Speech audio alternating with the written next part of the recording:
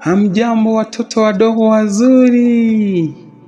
Hamjambo tena. Leo nina furaha. Nitawahadithia hadithi nzuri ambayo msichana mmoja anaitwa Nila.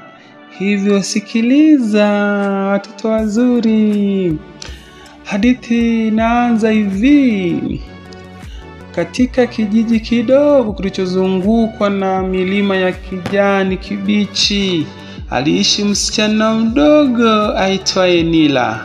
Alikuwa na ndoto kubwa ya kuwa mchoraji maarufu, lakini alikumbwa na changamoto nyingi. Alikuwa na tabia ya kuchelewa kuamka asubuhi, hivyo alikosa masomo muhimu shuleni. Hii ilisababisha matokeo duni katika mitihani yake ya gredi ya 4.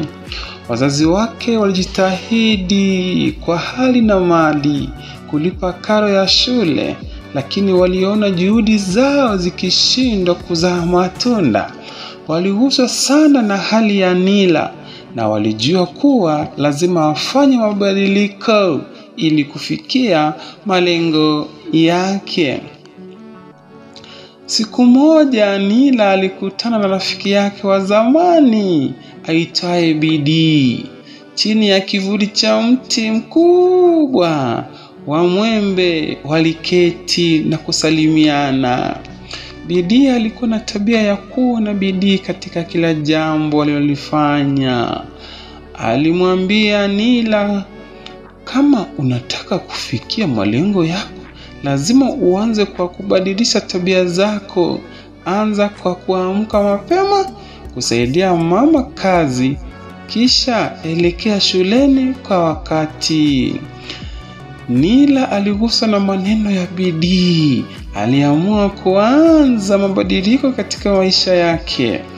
Aliamka mapema kila asubuhi ili kusaidia mama yake kazi kwa nyumbani, na alifika shuleni kwa wakati.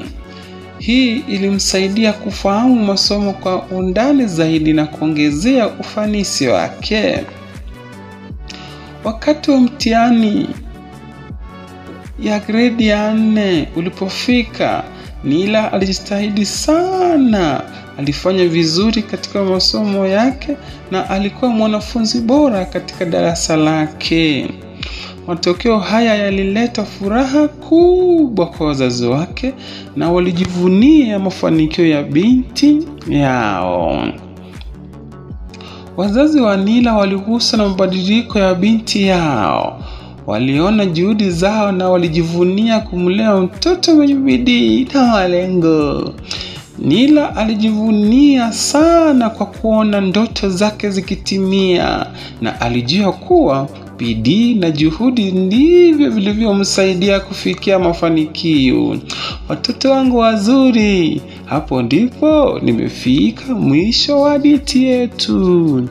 Sasa hadithi hii inatufunza nini? Hadithi ya Nila inatufunza kuwa mafanikio hayatokani na bahati tu, bali ni matokeo ya bidii, juhudi na mabadiliko ya tabia, kama ya Nila alivyogundua kuamka mapema, kusaidia nyumbani na kufika shuleni kwa wakati, na hatua muhimu katika kufikia malengo. Hadithi hii inatufundisha kuwa kila mmoja ana uwezo wa kubadilisha maisha yake kwa kufanya mabadiliko madogo lakini muhimu katika kila siku. Watoto wazuri, kwa heri. Msimulizi wenu wa hadithi ni Mwalimu Kefa. Karibu tena katika usimulizi wa pili wa hadithi itakayofuata. Kwa heri.